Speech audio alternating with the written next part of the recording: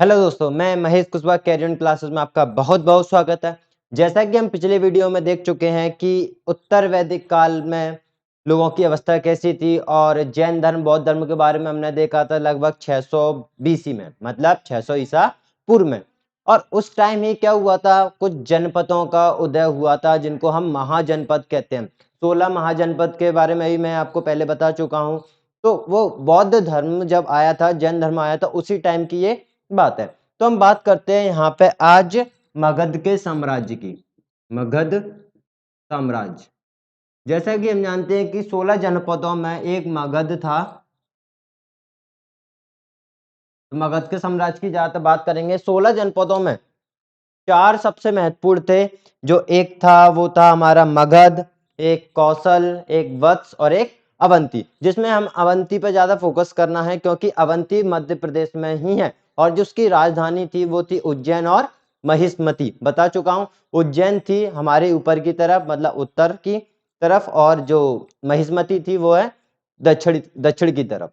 तो ये था केवल ऊपर ऊपर से। अब मैं बात करता हूँ मगध साम्राज्य की। तो जैसा कि हम जानते हैं, मगध साम्राज्य जिसने स्थापित किया था वो पहले राजा थे बृहदत्त। पहले सबसे वंश के राजा कौन से थे? बृहदत्त। प्राचीन वंश के जो राजा थे कौन से थे? बृहदत्त।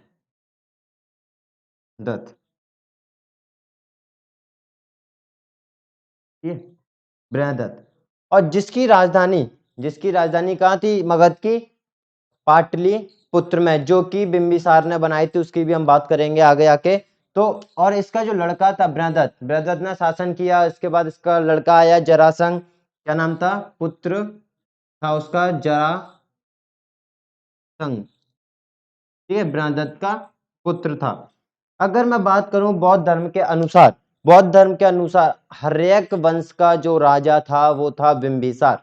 हर्यक वंश का राजा बिंबिसार था। वो एक ऐसा राजा था जिसने अपनी प्रशासनिक व्यवस्था सबसे पहले लागू की, अपने प्रशासन को देखा। तो थोड़ा अच्छा प्रशासन चलाया इसने, जीते भी, राजाओं को जीते। जैसे कि हम बात करें तो जो था हर्यक वंश का राजा बिंबिसार, हर्यक वंश का राजा था बिंबिसार। ये लगभग 544 ईसा पूर्व से 492 ईसा पूर्व तक इसने मगध पर राज किया। वह क्या था? बौद्ध धर्म का अनुयायी था। ये बौद्ध धर्म को इसने अपनाया था। उसके बाद में इसका जो बौद्ध धर्म की बात आती है तो भगवान गौतम बुद्ध जो थे उनके लिए इन्होंने अपने राजवैद में, मतलब अपने राज्य में जो एक वैद्य रहते थे जीवक नाम के, तो जीवक को ही भगवान गौतम बुद्ध के देखभाल के लिए इन्होंने भेजा, राजवैद जीवक को।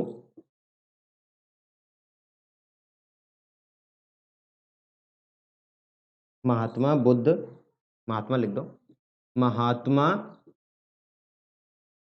बुद्ध की देखरेख के लिए। ठीक है।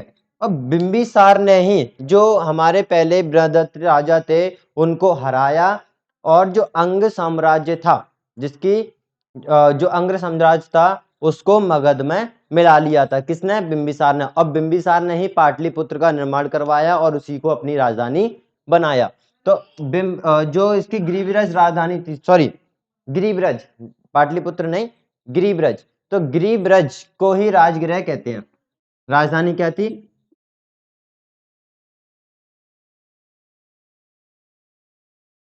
जो पाटलिपुत्र थी वो तो बाद में थी, इसको राजगृह भी कहा जाता है। पाटलिपुत्र तो बाद में थी चंद्रगुप्त मौर्य के टाइम पे।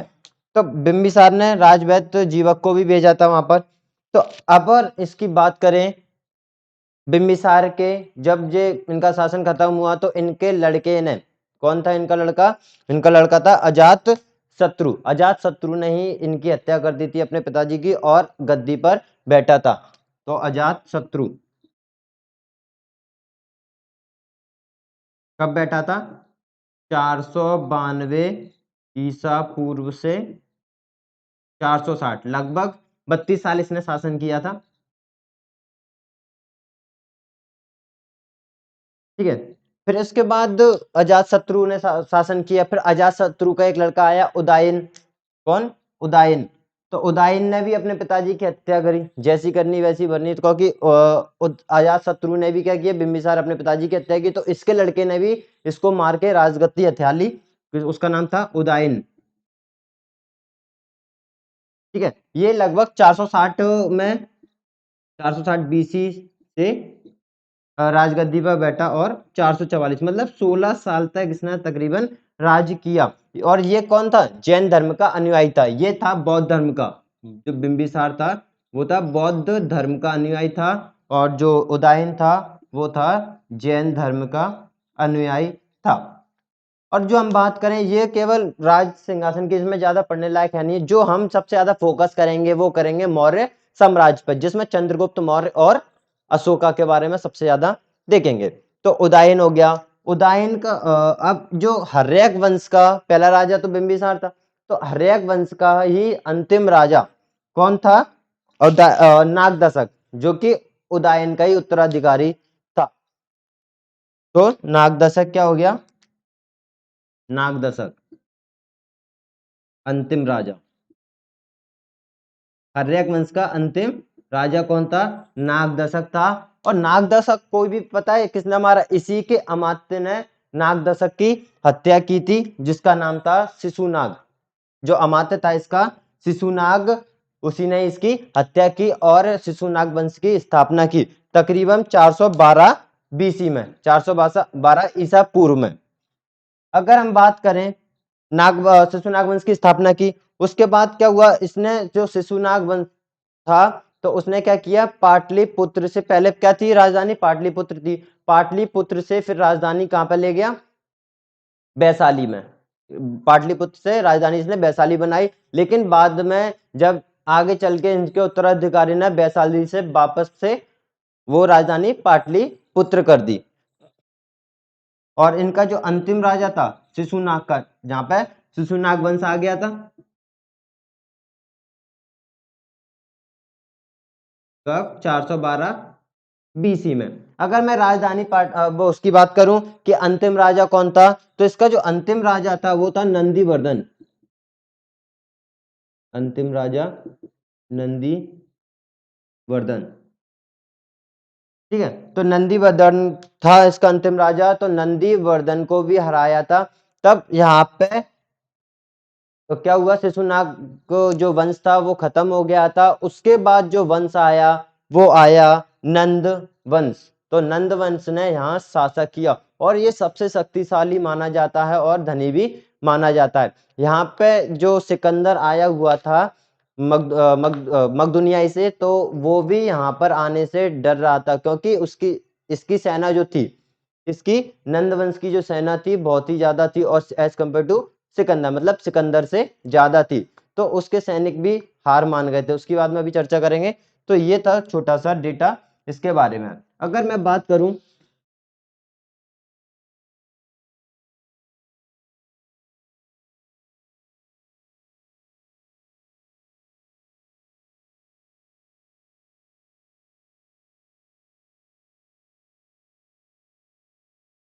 ठीक है, शिशुनाग वंश जब खत्म हो गया, तब हमारा आया कौन सा? नंद वंश। ठीक है, नंद वंश आएगा। नंद वंश कौन था? महापद्मनंद। महापद्मनंद। महापद्मनंद। तो ये बहुत ही ज्यादा शक्तिशाली भी था, धनी भी था। तो इसने एक कलिंग का युद्ध जीता था, कलिंग का युद्ध जीता था, और वहां से एक मूर्ति लेकर आए थे जिन की, उसी को ही कलिंग के स्मारक के रूप में इन्होंने रख लिया था। किसकी मूर्ति लाए थे? जिन की मूर्ति, कलिंग से।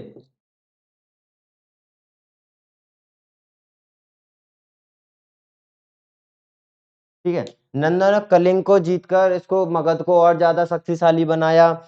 और ये सब किसके शासनकाल की बात है? ये महापद्मनंद के शासनकाल की बात है।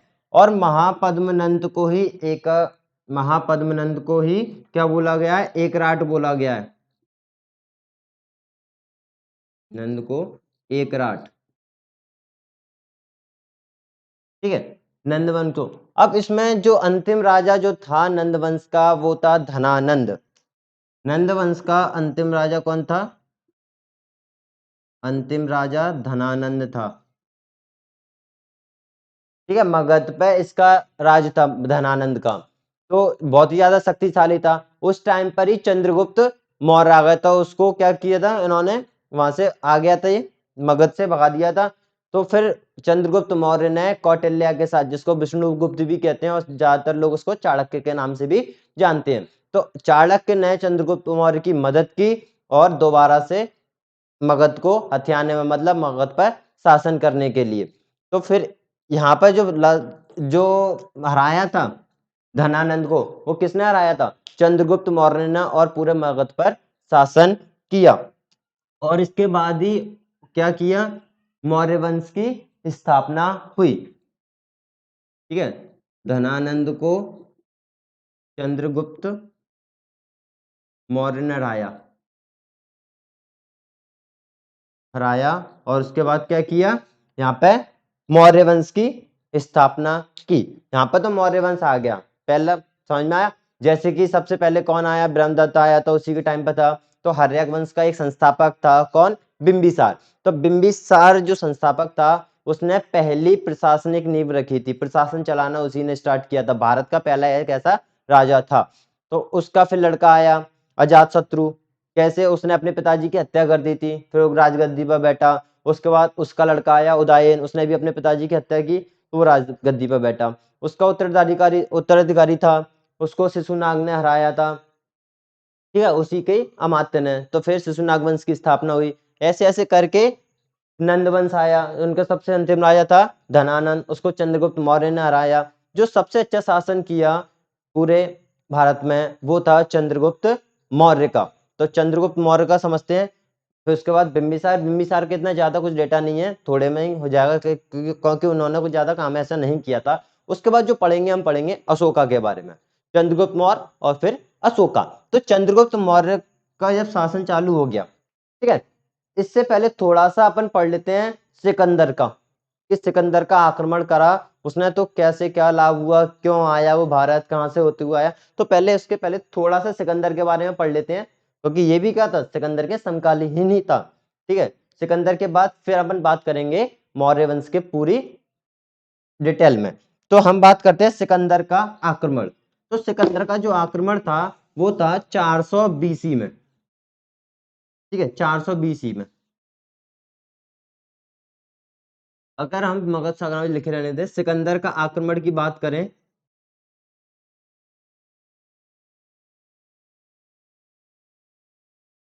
ठीक है, तो 400 बीसी में इसका आक्रमण हुआ। ये ईरान और यूनानियों के बीच में लड़ाइयां होती रहती थी। यूनानी मतलब ये मकसूदिया जहाँ पे सिकंदर का राज था। तो ईरानियों के बीच और यूनानियों के बीच लड़ाइयां होती रहती थी। तो मकदुनियाई का एक वासी था सिकंदर। कहाँ का था सिकंदर? मकदुनियाई, मकदुनियाई। ये कहाँ का था? यूनान का, ठीक है, का शासक कौन था? सिकंदर, ठीक है, सिकंदर। इसके नेतृत्व में यूनानियों ने क्या किया, ईरानियों को परास्त कर दिया, हरा दिया। फिर वो आए, आते आते कहां पर पहुंचे, वो पश्चिम में पहुंचे, पश्चिमी भारत में सिंधु नदी पर, ठीक है। तो सिकंदर ने केवल यहाँ पे बात करें, पहले सिकंदर ने केवल तुर्की और इराक को ही नहीं हराया था, बल्कि ईरान को भी जीत लिया था, जैसे कि हम यहाँ बात कर चुके हैं। तुर्की, इराक, ईरान, इनको जीतते हुए आया ये भारत की ओर। फिर इसने क्या देखा, भारत की ओर बढ़ा। वह भारत की, पता है भारत आया क्यों? क्योंकि भारत की अपार संपत्ति, उसको पता था कि भारत के पास संपत्ति बहुत ज्यादा है। ये कि किसने बोला था? कुछ इतिहासकार थे, जैसे कि यूनानी के कुछ इतिहासकार थे। हीरोडोटस नाम का एक इतिहासकार था, उसने भारत को एक संपत्ति के रूप में दर्शाया था, बहुत ही अमीर में, मतलब बहुत ज्यादा अमीर देशों में भारत को दर्शाया था। उसी के लालच में सिकंदर भारत में एंटर हुआ था, भारत में आया। तो एक इतिहासकार थे, कौन? इतिहासकार कौन? हीरोडोटस। हीरोडोटस। हीरोडोटस नाम के एक इतिहासकार थे, उन्होंने भी क्या किया था, भारत को एक बहुत अमीर देशों में दर्शाया था, मतलब संपत्ति वाला देश बोला था। अगर मैं बात करूं, जब जब भारत आया, कब आया? 326 ईसा पूर्व में। ये सिकंदर का आक्रमण 400 बीसी में वो है, ये तो केवल यूनानी और यूनानी का यहाँ पे लिख देता हूं, यूनानी तथा ईरान, यूनानी तथा ईरान के जब लड़ाइयां चल रही थी 400 बीसी में, जब सिकंदर का आक्रमण हुआ, फिर बाद में हीरोडोटस ने बोला था कि ये बहुत ज्यादा संपत्ति वाला देश है, इसी के लालच में सिकंदर आ गया, भारत में आना चाह रहा था। वो जैसे ही सिंधु नदी पर पहुंचा था केवल, कब? 326 ईसा पूर्व में जब भारत आया, सिंधु नदी पर पहुंचा, उसने जब सिंधु नदी तक आने में उसको 5 महीने लगे, और वो तकरीबन तकरीबन 19 महीने भारत में रुका। शासकों में दो सबसे ज्यादा सुविख्यात थे उधर, जब सिंध में जब आया था तो उधर दो शासक बहुत ज्यादा शक्तिशाली माने जाते थे। पहला था तक्षशिला का राजा, जिसका नाम था आम्बी, ठीक है, तक्षशिला का राजा था, उसका नाम क्या था? आम्बी। लेकिन ये ज्यादा कुछ कर नहीं पाया था सिकंदर के सामने, इसने घुटने टेक दिए थे। लेकिन जो दूसरा राजा था पोरस, इसने सिकंदर के साथ लड़ाई की, लेकिन ये लड़ाई करते टाइम हार गया था। लेकिन सिकंदर को इसकी शक्ति पर थोड़ा वो हुआ कि मानने लगा कि हाँ बहुत दम है इसमें, ये है। तो इसने क्या किया, सिकंदर ने इसका राजपाट वापस कर लिया और इसको क्या किया, अपना सहयोगी बना लिया। ठीक है, अब पोरस कहाँ था? राज्य इसका कहाँ था? झेलम तथा चिनाव, झेलम तथा चिनाव के बीच में। जो पोरस का राज्य था वो था झेलम नदी तथा चिनाव नदी के बीच में। ठीक है, और सिकंदर से हार गया था भले ही, लेकिन सिकंदर को इस पर दया आ गई, या कह सकते हो, या फिर इसको वो समझा कि हाँ ये बहुत ही हिम्मत वाला है, तो इसको इसका राजपाट वापस कर दिया और इसको अपने में मिला लिया, मतलब अपना सहयोगी बना लिया। तो ये था छोटा सा बस केवल सिकंदर का आक्रमण की कैसे क्या था, कि कब आया, बस यही है कि चाहता क्या था भारत में आके। तो छोटा सा विवरण है और इसमें कुछ ज्यादा नहीं है जो हम पढ़ेंगे। अब मौर्य वंश के बारे में देखते हैं। मौर्य वंश सबसे ज्यादा इंपॉर्टेंट है, तो देखते हैं मौर्य वंश में क्या था। जैसा कि हम जानते हैं जो मौर्य वंश के संस्थापक थे, मौर्य वंश किसने स्थापना की? मौर्य वंश की चंद्रगुप्त मौर्य ने। किसको हराया था? धनानंद को। ठीक है, धनानंद को कब? 322 ईसा पूर्व में। तो यहाँ पे हम मौर्य वंश की बात करें तो जो मौर्य वंश के जो संस्थापक थे, संस्थापक जिसने मौर्य वंश की स्थापना की, वो थे चंद्रगुप्त मौर्य। ये कब? 322 बीसी में, ईसा पूर्व में। ठीक है, तो जब हराने में चंद्रगुप्त ने धनानंद को हराया और बाकी अलग अन्य राजाओं को हराया, तो इसमें सबसे ज्यादा जो साथ दिया वो दिया चाणक्य ने। चाणक्य को विष्णुगुप्त के नाम से भी जानते हैं, कौटिल्य के नाम से भी जानते हैं, इनके अर्थशास्त्र के ज्ञाता माने जाते हैं इनको। ठीक है, तो इनका जो साथ दिया वो किसने दिया था? चाणक्य ने। इन अलग अलग रणनीति अपनाई और इनके शत्रुओं को, चंद्रगुप्त मौर्य के शत्रुओं को मारने में या फिर हराने में बहुत ज्यादा मदद की थी। ठीक है, इनकी जो देखी जाती है ना, एक मुद्रा राक्षस, एक क्या है? मुद्रा राक्षस एक नाटक है, मुद्रा राक्षस नाटक। ठीक है, इसमें क्या होता है, जो इन कौटिल्य ने जो चालें चली चाणक्य ने, उसके बारे में मुद्रा राक्षस नामक नाटक में दिखाया गया है। और इसकी जो रचना की थी वो की थी विशाख दत्त ने। विशाख दत्त ने, ठीक है, विशाख दत्त ने कब की थी? 900 900 ईसा 900 ईस्वी में। ठीक है, 900 ईस्वी में। जैसे कि हम जानते हैं चंद्रगुप्त मौर्य ने पश्चिमोत्तर भारत को, अब देखो यहाँ पे सिकंदर का एक समकालीन वो था, दूत वो कह सकते हो कि साथ देने वाला वो था हमारा सेल्यूकस। ठीक है, सेल्यूकस का राज था पश्चिम भारत में, ठीक है, सिंध नदी के आसपास। तो पश्चिम भारत को पूरा मुक्त करा दिया था चंद्रगुप्त मौर्य ने, किससे? सेल्यूकस से। तो सेल्यूकस से क्या किया था चंद्रगुप्त मौर्य ने? पश्चिम भारत को गुलामी से मुक्त करा दिया था। तो पश्चिम भारत को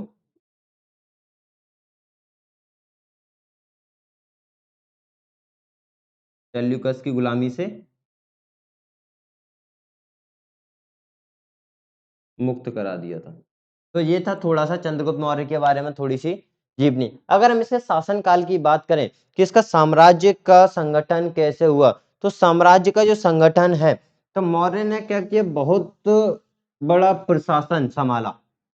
ये भारत में ही नहीं, भारत के बाहर भी, जो आधुनिक बात करें तो अफगानिस्तान साइड, जैसे कि पाकिस्तान वाकिस्तान, ठीक है। तो इसका जो प्रशासन की बात करें साम्राज्य की, कितना साम्राज्य था, साम्राज्य का संगठन, साम्राज्य का संगठन। तो मौर्य ने बहुत बड़ा प्रशासन तंत्र स्थापित किया, और इसकी जो राजधानी थी वो कहाँ थी? पाटलिपुत्र में थी। ठीक है, इसकी राजधानी पाटलिपुत्र में थी मौर्य वंश की। और एक इसकी जो साम्राज्य के बारे में पता लगता है, वो लगता है मेगास्थनीज, मेगास्थनीज की बुक है इंडिका। और मेगास्थनीज कौन था? जो कि सेल्यूकस ने भेजा था अपना राजदूत बना के मौर्य के उसमें, मौर्य के दरबार में। ठीक है, सेल्यूकस की, ये इंपॉर्टेंट है, सेल्यूकस, सॉरी, वो लिखो ना, सेल्यूकस का तो वो था मेगास्थनीज, मेगास्थनीज। मेगास्थनीज की पुस्तक का नाम क्या है? इंडिका। मेगास्थनीज की पुस्तक का नाम इंडिका है। और मेगास्थनीज कौन था? जो कि सेल्यूकस ने अपना राजदूत बना के चंद्रगुप्त मौर्य के दरबार में भेजा था। ठीक है, मेगास्थनीज। और इसके और वर्णन देखें, इसके साम्राज्य का संगठन के बारे में देखें, तो अर्थशास्त्र जो उसने लिखी थी चाणक्य ने, और जिसको कौटिल्य और विष्णुगुप्त भी कहते हैं, तो उनके में भी, अर्थशास्त्र में भी इनका विवरण मिल जाएगा। चाणक्य अर्थशास्त्र से भी मिलता है, अगस्त्य की पुस्तक इंडिका, और चाणक्य का क्या है? अर्थशास्त्र। चाणक्य का अर्थशास्त्र। ठीक है, जैसे कि मैं बता चुका हूँ, मेगास्थनीज कहाँ का राजदूत था? यूनान का। यूनान में का मतलब सेल्यूकस का। तो यूनान का कह सकते हो, क्योंकि यूनान के ही तो थे ये सब, सेल्यूकस भी यूनान के ही था। तो वहां का राजदूत था जो कि चंद्रगुप्त मौर्य के दरबार में आया था। और जो दरबार में आया था मेगास्थनी, ये भी कहाँ रहने लगा था? ये भी पाटलिपुत्र में रहने लगा था। अगर हम बात करें चंद्रगुप्त मौर्य की, ये और कैसा काम करता था?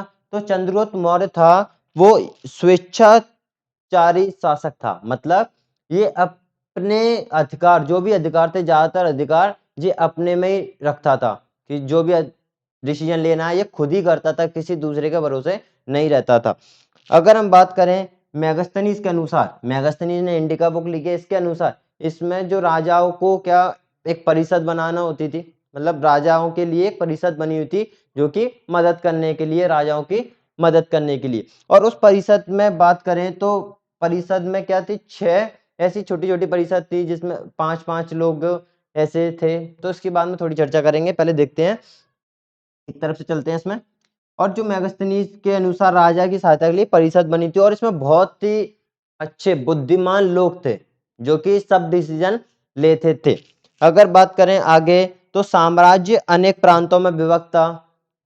साम्राज्य, क्योंकि इसका साम्राज्य कैसा था? बहुत बड़ा था भारत में, और पश्चिम में चले जाओ, बस थोड़ा सा छोड़ के तमिलनाडु की बात करें, और थोड़ा उधर ईस्ट ईस्ट इंडिया में, जैसे कि सबसे पूर्वी भारत में, उधर को छोड़ के संपूर्ण पूरे भारतीय उपमहादेश में बसा हुआ था। अब जब पूरा साम्राज्य इसका बहुत बड़ा था, तो साम्राज्य को प्रांतों में बांट दिया गया था।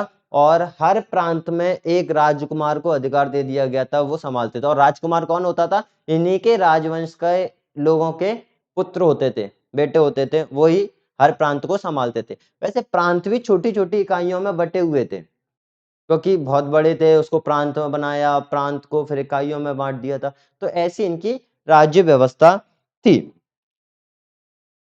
अगर हम बात करें पाटलिपुत्र का प्रशासन, जैसे कि अभी बताया था, इनकी 6 समितियां थी, और हर समिति में कैसे, ये लिख देता हूं, पाटलिपुत्र में 6 समितियां थी, और हर समिति में 5-5 सदस्य हुआ करते थे, 5-5 सदस्य हुआ करते थे। और जैसे कि इनका काम होता था साफ सफाई में, विदेशियों की रक्षा करने में, जन्म से मृत्यु तक पूरा लेखा जोखा, ठीक है, तो बांटों मापों का नियमन वगैरह करना, तो इन समितियों का ही काम हुआ करता था। अगर मैं बात करूं चंद्रगुप्त मौर्य के उत्तराधिकारी, ये चंद्रगुप्त मौर्य के बारे में इतना ठीक है, ठीक है, इसका साम्राज्य का पूरा गठन वगैरह हमने देख लिया। अगर बात करें कि चंद्रगुप्त का जो उत्तराधिकारी था वो कौन था, क्योंकि यहाँ पे हमें क्रैश कोर्स बेस पर लेना, तो इंपोर्टेंट फैक्ट इसके बस इतने पढ़ लो, कोई पूरी थ्योरी पढ़ने से कोई मतलब नहीं, कहानी में सुनाता रहूंगा क्योंकि वीडियो बहुत लंबी खींची जाएगी और आप भी बोर होने लगोगे। हमें केवल फैक्ट पढ़ना है प्री के लिए भी, जब मेंस की बारी आएगी तो हम उसको भी देखेंगे कि उसको कैसे क्या कवर करना है, जल्दी से जल्दी हम उसको भी कवर करवाएंगे। तो यहाँ पर जो है चंद्रगुप्त मौर्य के बारे में इतना डेटा ठीक है, क्योंकि कुछ कुछ फैक्ट है जैसे कि मैगस्थनीज की पुस्तक का नाम क्या है, इंडिका, या फिर उसकी घुमा को पूछ लिया इंडिका किसने लिखी, तो मैगस्थनीज ने। मैगस्थनीज का कौन था, तो वो सेल्यूकस का कौन था, राजदूत था, यूनान का था, ठीक है। तो चाणक्य की पुस्तक का अर्थ था। तो ऐसे क्वेश्चन पूछ लिए जाते हैं फैक्चुअल बेस्ड, ठीक है, कुछ इंपोर्टेंट फैक्ट के तौर पे। ये हो गया इसका मौर्य वंश का, चंद्रगुप्त मौर्य का। अब जैसा कि हम जानते हैं चंद्रगुप्त मौर्य थे, तो उनका उत्तराधिकारी आया कौन, बिंबिसार, वो सॉरी बिंदुसार, बिंबिसार तो पहला था, उनका उत्तराधिकारी था बिंदुसार। तो इन्होंने ज्यादा ऐसे कुछ काम किया नहीं था, फिर भी इनके बारे में थोड़ी सी और देख लेते हैं। जो बिंबिसार थे, ये लगभग गद्दी पर बैठे थे 298 BC, मतलब 298 ईसा पूर्व में। तो यहाँ पर लिख देते हैं चंद्रगुप्त मौर्य का उत्तराधिकारी, चंद्रगुप्त मौर्य का जो उत्तराधिकारी था वो कौन था, बिंदुसार। ये 298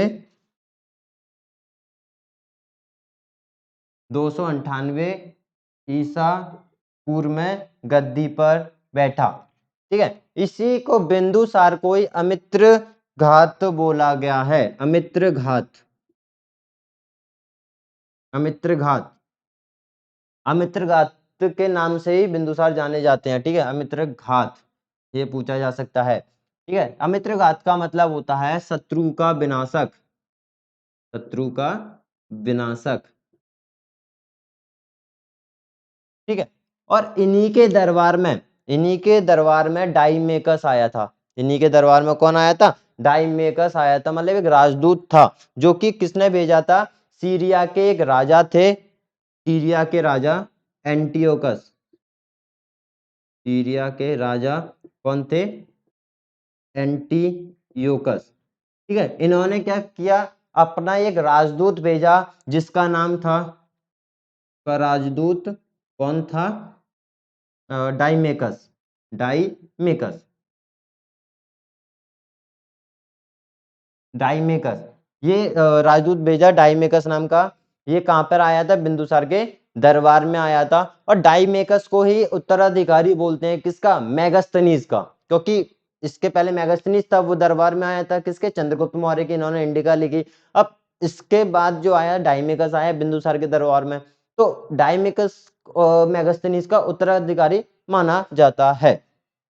अगर हम बात करें बिंदुसार के शासनकाल में, तो तक्षशिला में विद्रोह को दबाने के लिए, देखो बिंदुसार का जब शासनकाल था तो तक्षशिला में एक बहुत बड़ा विद्रोह फैल गया था, बहुत बड़ा विद्रोह फैल गया था। उसमें इन्होंने क्या किया, अपने बेटे को भेजा सुसीम को, तो वो विद्रोह को दबा नहीं पाया था, उसके बाद भेजा था अशोका को, जैसा कि हम जानते हैं सम्राट अशोक को, ठीक है। तो वो विद्रोह को दबाने में कामयाब हो गए थे। तो ये था केवल यहाँ पे लिख देते हैं, ये नोट्स में लिख लेना। बिंदुसार के शासनकाल में क्या तक्षशिला में विद्रोह फैला, तक्षशिला में विद्रोह किसके शासनकाल में हुआ था? बिंदुसार के शासनकाल में। ठीक है, तो ये छोटा सा विवरण था केवल बिंबिसार के बारे में, बिंदुसार के बारे में, क्योंकि बिंदुसार ने ऐसे कोई ज्यादा अच्छे काम किए भी नहीं थे कि साम्राज्य के लिए हित में, 2-4 काम थे तो हमने यहाँ देख लिए। एनसीईआरटी में तो आपको इसके बारे में भी नहीं मिलेगा। एनसीईआरटी में केवल उत्तराधिकारी बोला है कि चंद्रगुप्त मौर्य का उत्तराधिकारी कौन था, तो बिंदुसार, बस इतना खत्म। उसके बाद अशोका स्टार्ट कर दिया है। तो यहाँ पर हम थोड़ा सा इसमें देख लेते हैं, बिंदुसार में इतना है, बहुत है। जो अशोका के बारे में देखते हैं वो देखते हैं, क्योंकि अशोका ने बहुत सारे अच्छे काम किए थे। इन्होंने केवल एक ही लड़ाई लड़ी थी, उसके बाद इनको ही पछतावा होने लगा, फिर लड़ाई कभी नहीं लड़ी और धर्म के मार्ग पर चलने लगे और अच्छे अच्छे काम करने लगे। इनके अभिलेख भी इन्होंने बनाए, स्तूप भी बनाए, तो इन्होंने थोड़े अच्छे अच्छे काम किए और फेमस चीजें भी इन्होंने दी, तो उनके बारे में हम एक बार देख लेते हैं। तो अगर अशोका की बात करें, अशोका,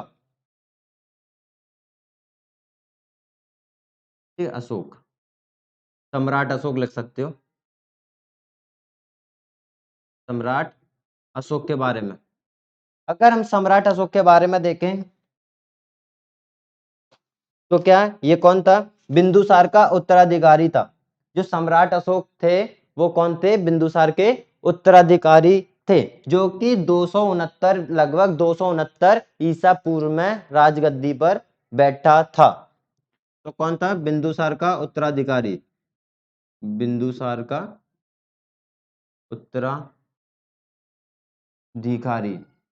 ठीक है, अशोक था, जो कि कब बैठा? 269 ईसा पूर्व में गद्दी पर बैठा था। और इससे पहले जो अशोक था वो अवंती का एक राज्यपाल ही था। अवंती मध्य प्रदेश में ही पड़ती है, जैसे कि पहले बताया जाएगा। अवंती में किस जगह? उज्जैन में, ठीक है, तो वहां का ये राज्यपाल ही था। अगर बौद्ध परंपरा के अनुसार देखें, बौद्ध की परंपरा के अनुसार देखें, तो माना जाता है कि ये बहुत ही ज्यादा क्रूर, मतलब आरंभिक अवस्था में, बाद में नहीं, बाद में तो बहुत अच्छा हो गया था, केवल एक युद्ध ही लड़ा इसने ज्यादा। ये धम्म के मार्ग पर चलने लगा, बौद्ध धर्म के मार्ग पर, ठीक है, बौद्ध धर्म में धम्म बोला गया ना, धम्म संघ, ठीक है, तो धम्म के मार्ग पर चलने लगा और लड़ाई वड़ाइयों से दूर रहने लगा। लेकिन बताया जाता है बौद्ध धर्म के अनुसार ये पहले बहुत ज्यादा क्रूर था। इसने अपने 99 भाइयों की हत्या कर राजगद्दी पर बैठा था। लेकिन हम कह नहीं सकते इस बात को, ये बात का कोई साक्ष्य ऐसे है नहीं है, तो इसको हम कुछ ज्यादा महत्व नहीं दे सकते। बोला जाता है बौद्ध ग्रंथ के अनुसार, ठीक है। तो अशोक के अगर अभिलेख की बात करें, तो अशोक के अभिलेख, तो अशोक का जो इतिहास है ना, इसके अभिलेखों से ही पता लगता है कि अशोक का इतिहास कैसे रहा होगा। जैसे कि हम जानते हैं अशोक के जो अभिलेख हैं वो टोटल कितने हैं? 14 अभिलेख हैं। और अभिलेखों पे लिखा हुआ है ब्राह्मी लिपि से, तो बहुत सारी लिपियां, 4 लिपियां थी, मैं बताऊंगा उसके बारे में। तो उन्हीं से ही इनके इतिहास के बारे में पता लगा है। अभिलेख की जो श्रेणियां हैं वो कितनी श्रेणियां हैं? अभिलेखों की 5 श्रेणियां हैं, कि 5 श्रेणियां, 5 श्रेणियां मतलब 5 श्रेणियों में अभिलेख डिवाइड है, मतलब विभाजित है। पहला होता है दीर्घ शिलालेख, दूसरा है लघु शिलालेख, ठीक है, प्रथम शिलालेख। तो ऐसी 5 श्रेणियां हैं। पृथक शिलालेख, ठीक है, प्रथम नहीं, पृथक। तो दीर्घ शिलालेख, दूसरा है लघु शिलालेख, तीसरा है पृथक शिलालेख। स्तंभ लेख भी है, ठीक है, जैसे कि दीर्घ स्तंभ लेख, स्तंभ लेख, और एक लघु स्तंभ लेख, लघु स्तंभ लेख। तो इस 5 श्रेणियों में अभिलेखों को डिवाइड किया गया है। कौन कौन से हैं? दीर्घ शिलालेख, लघु शिलालेख, पृथक शिलालेख, स्तंभ लेख भी हैं 2, दीर्घ स्तंभ लेख और लघु स्तंभ लेख। इन्हीं शिलालेखों पर ही अशोक के इतिहास का चित्रण है। ये ज्यादातर जानकारियां यहीं से मिली हैं। जैसा कि आप देखें अशोक का नाम, अशोक का नाम जो आया है कि वो केवल 2 शिलालेखों पर ही आया है। एक जो कि मध्य प्रदेश में है, दतिया में गुर्जर्रा, जो कि हम कल भी थोड़ा इतिहास पढ़ाया था, तो उसमें देखा था पहले वीडियो में इतिहास के इससे पहले। तो और एक है हमारा रायचूर में, जो कि कर्नाटक में पड़ता है। ठीक है, कर्नाटक पे पड़ता है। ये मास्को नदी है, तो वहां पर ही ये शिलालेख है, उसमें भी अशोक का नाम है। बाकी के शिलालेखों में अशोक का नाम अशोक नहीं लिखा है, प्रियदर्शनी लिखा है। ठीक है, प्रियदर्शनी लिखा है। ठीक है, अन्य शिलालेखों में क्या मिलेगा ज्यादातर? 2 शिलालेख में यहाँ लिख देता हूं, 2 शिलालेख में अशोक का नाम आया है। एक तो रायचूर कर्नाटका में, जो कि मास की, कभी मास की बोल सकते हो या मास को बोल सकते हो, मास की नदी। ये मास की अभिलेख जिसको हम कहते हैं। और जो दूसरा है वो होता है गुर्जर्रा अभिलेख। गुर्जर्रा अभिलेख जो है वो है मध्य प्रदेश में दतिया जिले में। ठीक है, गुर्जर्रा अभिलेख। तो ये दो, और बाकी के अभिलेखों में इसका नाम क्या है? देवप्रिय। बाकी के अभिलेख, बाकी के अभिलेख में इसका नाम क्या है? देवानापिय, देवानापिय पियदसी। इसका मतलब होता है देवों के प्रिय या फिर देवों के प्यारे, देवों के प्रिय या फिर देवों के प्यारे प्यारे। ठीक है, ज्यादातर जो अभिलेख हैं वो ज्यादातर अभिलेख ब्राह्मी लिपि में लिखे गए हैं। कौन सी लिपि में? ब्राह्मी लिपि में लिखे गए हैं। ठीक है, ज्यादातर अभिलेख ब्राह्मी लिपि में। अशोक ने, जैसे कि मैं पहले थोड़ी देर पहले ही बताया था, अशोक ने केवल एक ही युद्ध लड़ा था, कलिंग का युद्ध, और वो थोड़ा भयानक टाइप का था, जिसमें लाखों लोग मारे गए थे। जैसे ब्राह्मणों को, बौद्ध विषयों को भी थोड़ी क्षति पहुंची थी इससे। तो उसके बाद ही अशोक को क्या हुआ, थोड़ा बुरा लगने लगा अंदर ही अंदर की ये क्या हो गया। तो धीरे धीरे वो क्या, उसने सब कुछ छोड़ दिया, फिर वो धम्म के मार्ग पर चलने लगा, शांति से अपना काम चलाता था, पूरा प्रशासन बढ़ाता था और सबको उपदेश देता था कि ऐसा करो, राजा ही सर्वश्रेष्ठ है और जनता की भलाई के लिए ये करना है वो करना है। तो सब कुछ यही बोलने लगा थे, धम्म के मार्ग पर चलने लगे थे, और जो जनता थी उनसे भी बोलने लगे थे, मतलब ये कि धम्म के मार्ग पर ही चलो। तो ऐसा इनके शासन काल में हो रहा था। ठीक है, तो ये उठा देते हैं और बात करते हैं। जैसा कि हम जानते हैं चंद्रगुप्त मौर्य ने, मैं बताया नहीं था, अब सुन लो। चंद्रगुप्त मौर्य ने बाद में जाके कौन सा धर्म अपनाया था? इन्होंने जैन धर्म अपनाया था, संन्यास ले लिया था, जैन धर्म।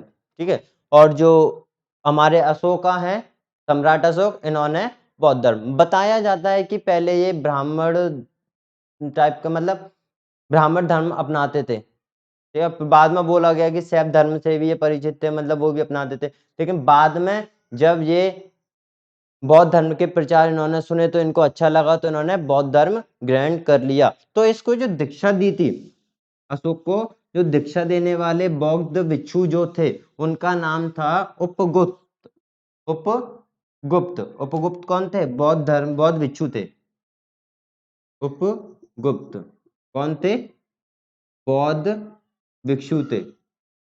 इन्हीं ने क्या किया था? अशोक को दीक्षा दी थी कि बौद्ध धर्म के मार्ग पर कैसे चलना है। और अशोका ने एक अच्छा काम भी किया। जो आजीवक लोग थे, मतलब जिनको रहने के लिए कोई जगह नहीं थी, उनके लिए रहने के लिए जगह बनवाई।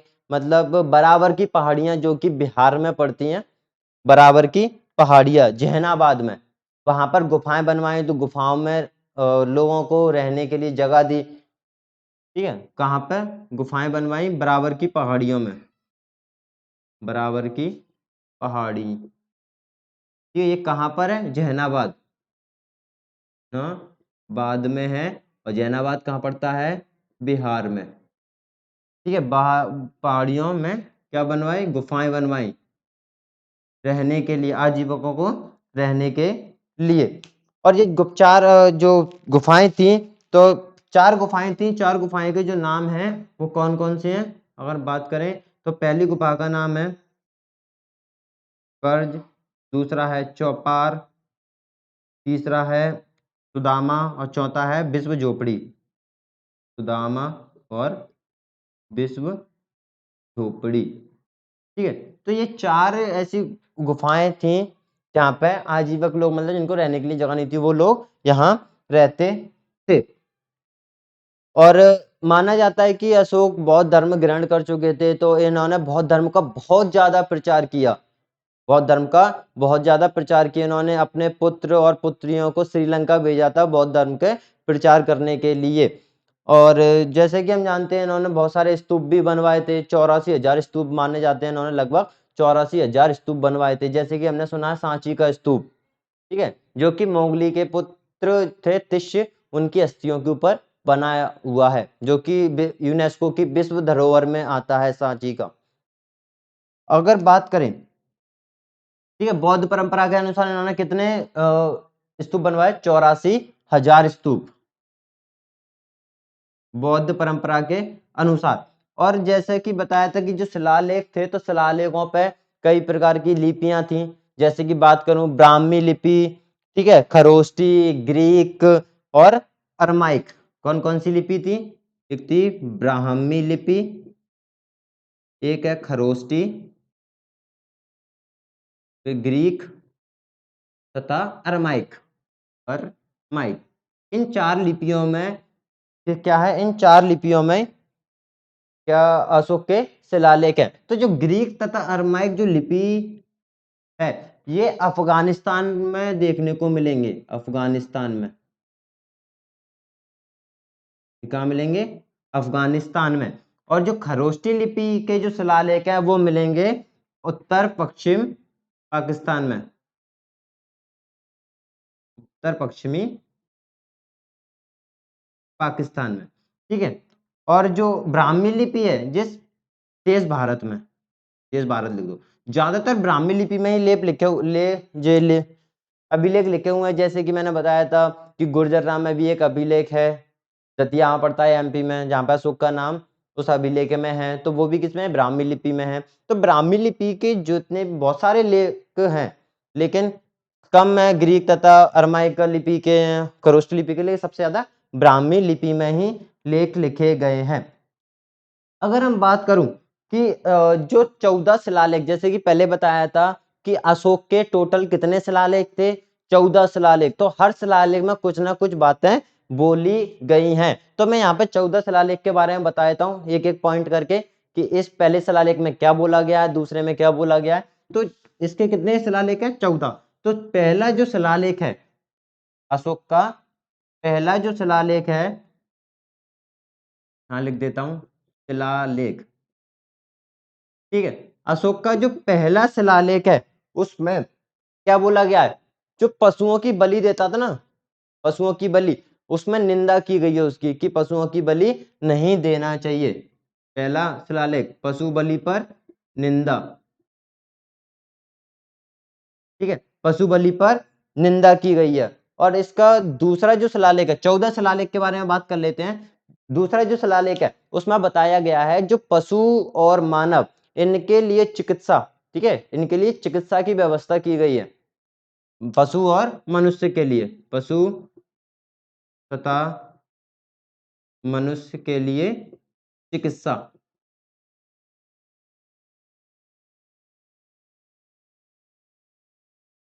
ठीक है। तो अब तीसरे शिलालेख की बात करें, तो तीसरे शिलालेख में है राजकीय अधिकारियों को आदेश दे दिया गया है कि हर 5 साल बाद दौरे पर जाओ और पूरे आसपास की देखो कि क्या ठीक है क्या नहीं है, उसके हिसाब से फिर आगे प्रशासन में करना क्या है। तो हर 5 साल बाद पूरा दौरे पर जाना होता था, पूरे अधिकारियों को ऐसा बोला गया था। किसमें? तीसरे शिलालेख में। तो यहाँ लिख देते हैं राजकीय अधिकारियों को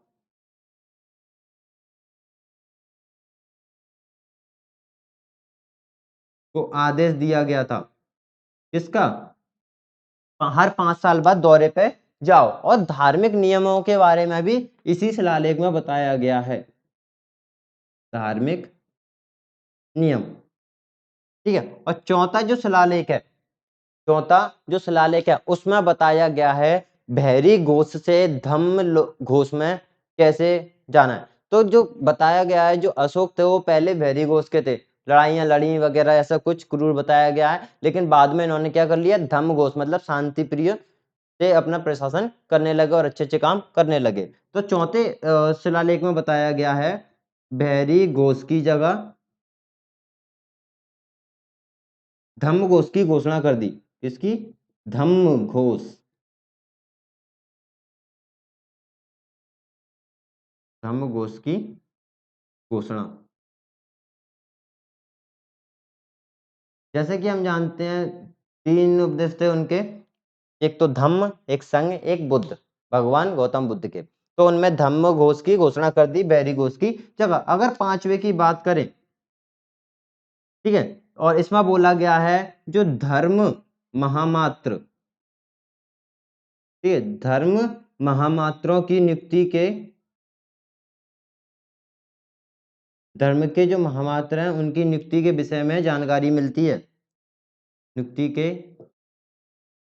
विषय में जानकारी, धर्म महामात्रों की नियुक्ति के विषय में जानकारी मिलती है। अगर हम 6वें अभिलेख की बात करें तो 6वें अभिलेख में क्या बोला गया है कि जो आत्मनियंत्रण करना, ठीक है, 6वें अभिलेख में क्या किया बोला गया है कि आत्मनियंत्रण कैसे रखना है, आत्मनियंत्रण के बारे में जानकारी, मतलब उसको शिक्षा देने के बारे में, ठीक है, आत्मनियंत्रण की शिक्षा, नियंत्रण, आत्मनियंत्रण की शिक्षा के बारे में। और यहाँ पर बात करूंगा, देखो 7वें और 8वें की, 7वें और 8वें में क्या बोला गया है, ये सबसे बड़ा अभिलेख है 7वां, ठीक है। इसमें जो अशोक हैं उनके पूरे भ्रमण की, अशोक के पूरे तीर्थ यात्रा के पूरा उल्लेख इसी में ही है। तो अशोक की तीर्थ यात्रा का उल्लेख है, तीर्थ यात्रा का उल्लेख। और जो नवे शिलालेख में बोला गया है, तो इसमें बोला गया है सच्ची भेंट तथा शिष्टाचार का उल्लेख, सच्ची भेंट तथा शिष्टाचार का उल्लेख किया गया, शिष्टाचार का उल्लेख। तो ये तो गए 9, ठीक है। अगर हम 10वें की बात करें तो 10वें में क्या बोला गया है, राजा तथा उच्च अधिकारी प्रजा के हित में सोचें। मतलब ये तो 9 हो गए। तो 10वें अभिलेख में बोला गया है जो राजा हैं और जो इसके अधिकारी हैं वो प्रजा के हित में ही सोचें, प्रजा का कैसे भला करना है इसी के बारे में सबसे ज्यादा सोचना है। वो कौन से अभिलेख में बताया गया है, 10वें अभिलेख में इसके बारे में बताया गया है। तो 10वां अभिलेख क्या है, राजा तथा, 10वां क्या है, राजा तथा उच्च अधिकारी किसके बारे में सोचें, प्रजा के बारे में, प्रजा हित के बारे में, प्रजा हित के बारे में सोचें, ऐसा बताया गया है। और 11वें अभिलेख की बात करें, जैसे कि मैंने बताया था धम्म, ठीक है, तो धम्म की जो व्याख्या बताई गई है पूरे धम्म के बारे में, तो धम्म की व्याख्या कौन से में है, 11वें अभिलेख में मिलेगी, ठीक है। और 12वें अभिलेख की बात करें तो 12वें अभिलेख में क्या है, ये एक एक करके थोड़ा पढ़ोगे ना अपने आप याद हो जाएंगे, एक दो बार इसको रिवाइज कर लेना बस, क्योंकि डायरेक्टली पूछ जाते हैं कि 7वें अभिलेख में कि क्या बोला गया है, क्योंकि जो महत्वपूर्ण होते हैं उसके बारे में तो पूछ ही सकते हैं। अब जब पढ़ रहे हो तो एक दो और पढ़ लो, क्या पता आ गया, ठीक है। तो यहाँ पर एक एक करके आप पढ़ोगे ना तो याद हो जाएंगे, ऐसा कुछ बड़ी बात नहीं है इसमें, क्योंकि वैसे कोई अपने मेडिसिन के नाम तो है नहीं है, उल्टे सीधे तो नहीं होंगे, सिंपल हिंदी लैंग्वेज है तो ज्यादा रिमाइंड हो जाएंगे आसानी से। अगर हम 12वें अभिलेख की बात करें तो इसमें क्या बताया गया है, स्त्री के महामात्र, ठीक है, स्त्री के महामात्रों की युक्ति के बारे में बताया गया है। और सभी प्रकार के जो विचार हैं उनके सम्मान के बारे में बताया गया है, ठीक है, सभी प्रकार के विचार के सम्मान की बात, ठीक है, सम्मान की बात इसमें बोली है। स्त्री महामात्राओं की युक्ति के बारे में बोली है, सभी प्रकार के जो विचार हैं उसके सम्मान के बारे में इसमें बोला गया है। और जो 13वां है ये थोड़ा इंपॉर्टेंट है। जैसे कि मैंने बताया था कलिंग से एक ही युद्ध हुआ था कलिंग में, ठीक है, किसका? अशोक का। तो कलिंग के जो युद्ध के बारे में बताया गया है ना, वो 13वें अभिलेख में बताया गया है। तो यहाँ पे क्या है? कलिंग का युद्ध, ठीक है, वर्णन किया गया है इसका, ठीक है। और क्या बताया गया है? अशोक के हृदय परिवर्तन के बारे में। अशोक के हृदय परिवर्तन, हृदय परिवर्तन का मतलब क्या है? जैसे कि पहले बताया जाता है कि ये बहुत क्रूर टाइप के इंसान थे, धीरे धीरे इनके हृदय परिवर्तन होने लगे और ये बिल्कुल शांत इंसान हो गए और फिर जाके हित में सोचने लगे, अच्छे अच्छे काम करने लगे, तो इनका हृदय परिवर्तन हो गया। और क्या बात बोली गई है? 5 यवन राजाओं का उल्लेख भी इसी में मिलेगा, जिसमें 5 यवन राजाएं थे, यवन राज्य के राजा थे 5, उनके बारे में भी बोली गई। लिख ही देता हूं, यवन राजाओं का उल्लेख। कितने राजा थे? 5 राजा थे, जहां धम्म प्रचारक भेजे थे। किसने? अशोका ने यहाँ पे धम्म प्रचारक भेजे थे। अगर सबसे लास्ट अभिलेख की बात करूं तो इसमें बताया गया है कि जनता जो है वो धार्मिक जीवन व्यतीत करे, क्योंकि अशोक का सब सुधर गए थे, इन्हीं का साम्राज्य था, तो ये भी चाहेंगे कि सब लोग धार्मिक जीवन अपनाएं और अपने जीवन को सुखमय शांति से भरपूर करें, ठीक है। तो 14वें अभिलेख में बताया गया है जनता क्या करे? धार्मिक जीवन बिताने के लिए प्रेरित हो, जीवन बिताने के लिए प्रेरित हो। ऐसा ये 14 की 14 अभिलेख में हम यहाँ देख चुके हैं कि कैसा क्या अभिलेख में था। और आप एक बार इसको पढ़ोगे तो पूरा याद हो जाएगा, ज्यादा से ज्यादा 15 मिनट लगेंगे, इसमें ज्यादा कुछ नहीं लगेगा। एक दो बार पढ़ोगे अपने माइंड में सेट होते चले जाएंगे। जैसे कि सबसे इंपॉर्टेंट याद होना चाहिए, कलिंग का युद्ध के बारे में कौन से अभिलेख में बताया गया है? तो 13 अभिलेख में बताया गया है। अशोक की यात्राओं के बारे में किसमें बताया गया? तो 7 में बताया गया, सबसे बड़ा अभिलेख है। तो ऐसी चीजें पता हो जाएंगी धीरे धीरे आप पढ़ोगे तो। अगर और बात करें जो मौर्य काल का, अब जिसका अंत हो रहा है धीरे धीरे, तो जो मौर्य काल का जो शासन था वो तकरीबन 137 साल तक रहा। कितना? 137 साल तक रहा। और भागवत पुराण में बोला जाता है कि जो मौर्य साम्राज्य के, अब दो यहाँ पर बात करेंगे, वायु पुराण की बात करेंगे, भगवत पुराण की बात करेंगे। तो मौर्य साम्राज्य में कितने राजा थे? अगर भगवत पुराण के हिसाब से बात करें तो मौर्य साम्राज्य में 10 राजाओं के बारे में बताया गया है, और वायु पुराण के हिसाब से बात करें तो मौर्य साम्राज्य में 9 राजाओं के बारे में बताया गया है, ठीक है। तो ये थोड़ा सा हो गया। और अगर मैं बात करूं, क्योंकि यहाँ पे पूरा खत्म हो रहा है, तो सबसे लास्ट के जो मौर्य साम्राज्य के जो राजा थे वो थे बृहदत्त, ठीक है, बृहदत्त। कौन थे अंतिम राजा? अंतिम राजा कौन थे? जो पहले इन्होंने वो किया था, ठीक है, बृहद्रथ थे, बृहद्रथ। इनकी हत्या किसने की? इन्हीं के सेनापति ने, इन्हीं के सेनापति ने, जिसका नाम था पुष्यमित्र शुंग, ठीक है, इन्हीं के सेनापति ने इनकी हत्या कर दी, पुष्यमित्र शुंग ने। और शुंग वंश का एक क्या किया? शासन स्थापित किया। अब जो शुंग वंश के बारे में उसको अगले लेक्चर में देखेंगे, नहीं तो वीडियो बहुत बड़ी हो जाएगी। तो आज जो हमने देखा वो देखा कुछ जैसे कि सिकंदर का आक्रमण की कैसे क्या हो रहा था, और पूरा मौर्य साम्राज्य के बारे में। और जो इंपॉर्टेंट फैक्ट हैं केवल इसको एक बार वीडियो देखो, और छोटे छोटे नोट्स आपने बनाए होंगे, एक बार उसको रीडिंग मार के चले आना, आपके दिमाग में वैसे ही सेट हो जाएंगे ये। क्योंकि हमें पूरी स्टोरी नहीं लिखी यहाँ पे, हमने केवल प्री के लिए, वैसे बोलता तो मैं गया हूँ पूरा कि कैसे क्या हुआ था, लेकिन आप जब नोट्स बनाओगे ना, पॉइंट्स लिखना, पॉइंट्स के बेस पे आपको ये चीजें याद हो जाएंगी। तो दोस्तों अब मैं आपसे लेता हूँ विदा। Thank you so much.